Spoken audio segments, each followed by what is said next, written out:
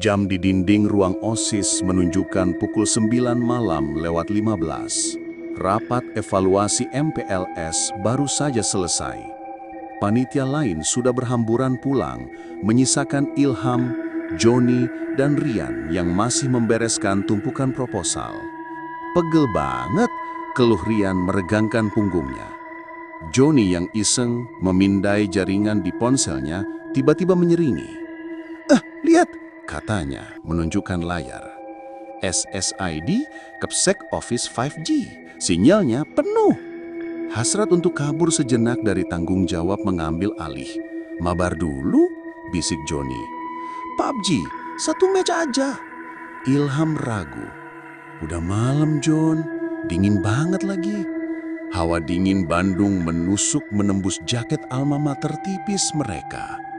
1 match doang, Ham. Mumpung gratis, desak Rian. Ilham akhirnya mengangguk. Oke, 1 match. Kita main di saung taman tengah. Mereka mematikan lampu OSIS. Kegelapan koridor langsung menelan mereka. Di saung taman yang lembab, mereka duduk melingkar, wajar diterangi layar ponsel. Selama 10 menit hanya terdengar suara jari mengetuk layar dan umpatan tertahan. Awas, di kiri! Gua butuh skop! Mereka terlalu fokus hingga hampir mengabaikan suara pertama. Tang! Satu nada piano. Ditekan keras, lalu senyap. Ilham mengangkat kepalanya. Dengar nggak? Apaan sih, Ham? Lagi perang ini, sergah Joni. Tang, ting, tung. Kali ini melodi sumbang terputus-putus.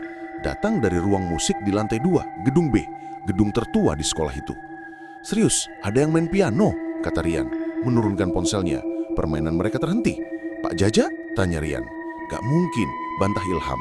Pak Jaja mana bisa main piano? Didorong rasa penasaran, Joni berdiri. Kita cek. Mereka menaiki tangga ke lantai 2. Udara terasa lebih berat, koridor gelap total. Suara piano semakin jelas. Pintu ruang musik, pintu kayu jati tebal, terbuka sedikit. Joni mengintip. Di dalam, seorang pria mengenakan kemeja batik korpori pudar duduk di depan piano grand hitam membelakangi mereka. Pak Stio, bisik Ilham. Bukannya Pak Stio lagi cuti sakit. Joni memberanikan diri mendorong pintu. Pintu berderit, musik berhenti. Sosok itu berhenti bergerak. Perlahan dia menoleh. Cahaya bulan membelah wajahnya.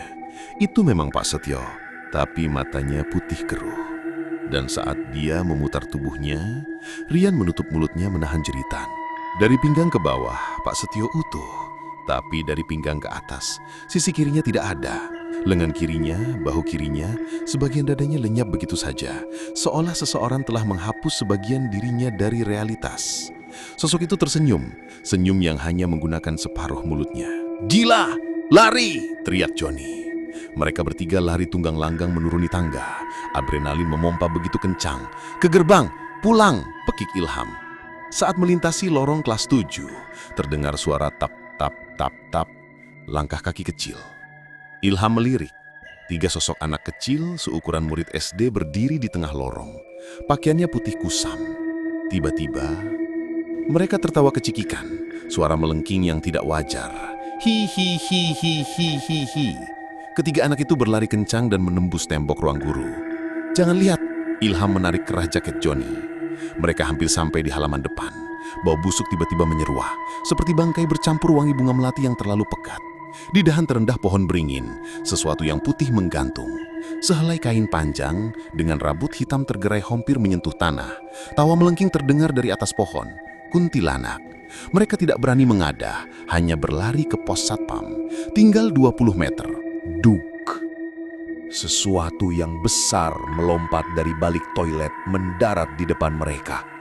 Benda itu terbungkus kain kafan kotor oleh tanah kuburan. Pocong. Ia berdiri tegak, bergoyang-goyang, menghadap lurus ke arah mereka.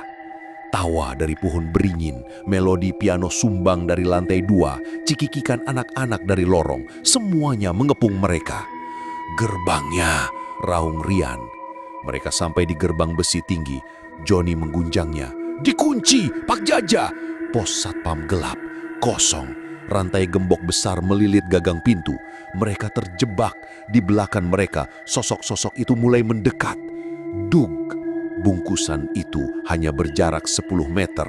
Bau kapur barus mulai tercium. Lari! Mereka memutar badan, berlari menyusuri sisi sekolah menuju kantin. Sosok setengah badan Pak Setio mencoba mencegat. Mereka menerobos melewatinya. Ilham merasa tangannya menyentuh sesuatu yang dingin dan kosong saat melewati sisi tubuh guru itu yang hilang. Mereka menendang pintu tripleks kantin, berlari melewati dapur kotor, dan sampai di gerbang belakang. Gerendelnya macet berkarat. Suara dug-dug-dug sudah di luar kantin. Cepat! Teriak Rian. Ilham dan Joni menarik gerendel itu dengan sisa tenaga. Dengan satu bunyi krak yang memilukan, kayu penahannya patah. Mereka bertiga tumpah ruah ke gang sempit di belakang sekolah, mendarat di tumpukan sampah basah. Mereka bangkit dan berlari tanpa menoleh sampai menabrak trotoar jalan raya utama. Napas mereka memburu. Seorang pengemudi ojek yang mangkal menatap mereka, pucat, kotor, dan gemetar. "Kunaon, A? Kayak abis lihat jurig!" tegurnya. Mereka tidak bisa menjawab. Esok paginya, sekolah terasa normal. Riuh, rendah suara siswa. Mereka menemukan ponsel mereka terlempar di rumput dekat saung. Layarnya retak. Pak Setio yang asli ada di ruang guru, mengeluh soal jahitan operasinya yang masih ngilu. Pak Jaja mengomel karena menemukan gerbang belakang kantin rusak. Semuanya kembali seperti semula, tapi tidak bagi Ilham, Joni, dan Rian. Mereka bertiga tidak pernah lagi tinggal di sekolah sampai malam. Mereka akan izin sakit jika ada rapat OSIS yang lewat jam 5 sore, dan tak satu pun dari mereka yang mau melintasi koridor lantai 2 sendirian. Bahkan di siang hari bolong, mereka mendapatkan pelajaran malam itu bahwa koneksi wifi gratis ada harganya, bahwa saat bel pulang berbunyi, sekolah itu bukan lagi milik mereka. Sekolah itu milik para penghuni lain yang tak kasat mata, mereka yang tak pernah lulus, yang hanya meminta satu hal sederhana, untuk dihormati dan tidak diganggu.